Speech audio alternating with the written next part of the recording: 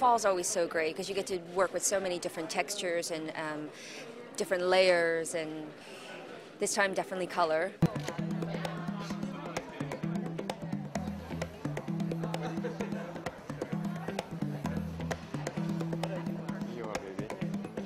We are Doo.Ri. We are doing lips. The face is pretty nude, shine to catch the light on the eyelid and on the eyebrow. We give a little bit of contour to frame the face, and the lips will become like, you know, a trademark for Doo.Ri. This season we're actually going for a very classic Hollywood red color, except that on top of it we are using a blue-green glitter and a very silver multicolor glitter. As we've kind of been establishing for a few seasons now, is just to have a real girl the way she would wear the clothes. And so we straighten her hair, and then we just do 2 fishtail braids on each side. Sometimes we use a little bit of extra hair. And then we just tie it back in the center low, and let the hair sometimes tuck into the coats, and just kind of like how you would wear your hair in real life. She doesn't follow fashion. She doesn't sort of go for the trends, and you don't think her, her inspiration board is never going to have Mick Jagger or, and Talitha Polgetti on the roof. She's not that designer. What she is a designer who knows her customer, knows where they're going, and adds things to their wardrobe every season.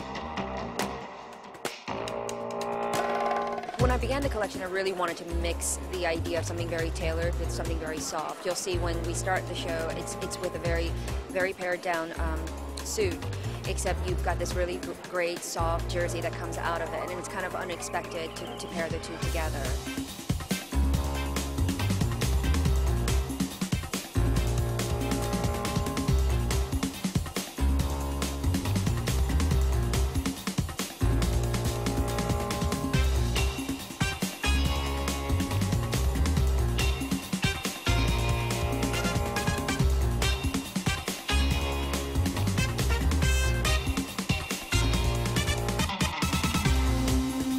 The clothes look really cool. I mean, they have a kind of a softness to them, but also an aggressiveness to them, and I think that it's a really nice combination. I love the kind of first looks that were like military mixed with draping. I thought those were really beautiful, but a really great take on this kind of more military-inspired looks, but also feminine.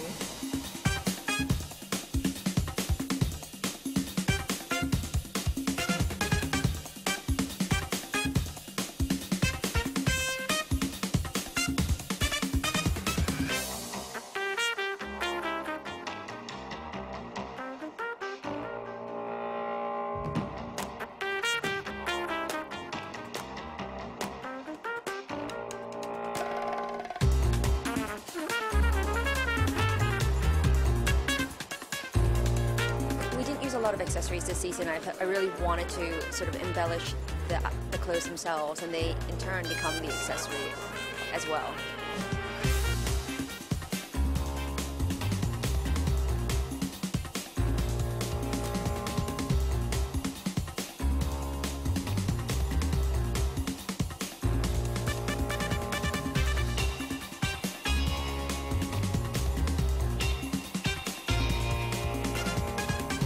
And then I kind of follow through with what we're doing with the different textures in fur, putting plastic with fur. I love the contradiction of the two fabrics.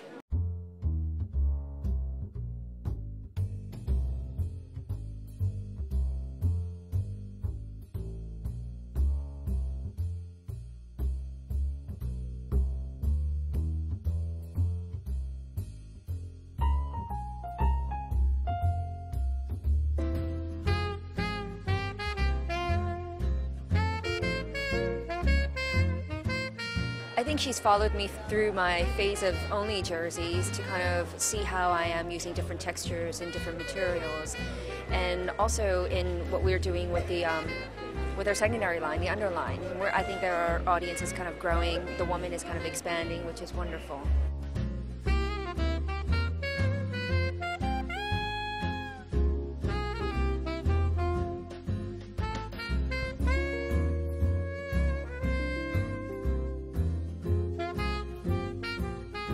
So I think what's been so smart about her. She's evolved in a very steady, thoughtful way. And she started doing a lot of cut and sew pieces. She started doing she first added in, I think, a coat. And then we got a pant. And she developed a wardrobe off a base of really knowing how to cut clothes for a woman's body and for different women's bodies, actually. But anytime she adds in a detail, a silhouette, a shape, a textile, she does it in a really thoughtful way. And that probably comes from having trained with Mr. Bean. It probably comes from her own nature. And it's been really wonderful to see.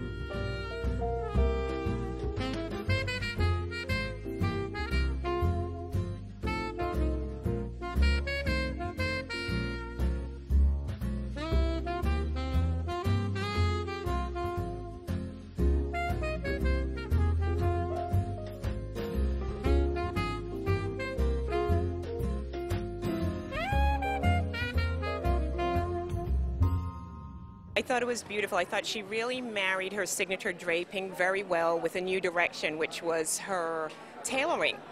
I think she did the tailoring really well in beautiful jackets, and I loved her skinny pants with the hardware. I think she did a great job of that. I saw a Comme des Garçons influence, which I think she expressed very well. And, you know, she really hit the scene with this beautiful, incredible draping, which no one in America did as well as she did. And of course she has to move on, and I'm happy to see how she's taken that draping and married it with the tailoring to just take Doo.Ri, her label, and Doo.Ri the designer in a whole new direction for her.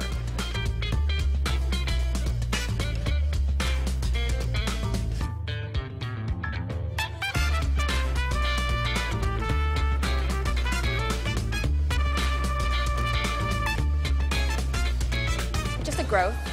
Just an expansion of our vocabulary, of going beyond what just jersey, I guess.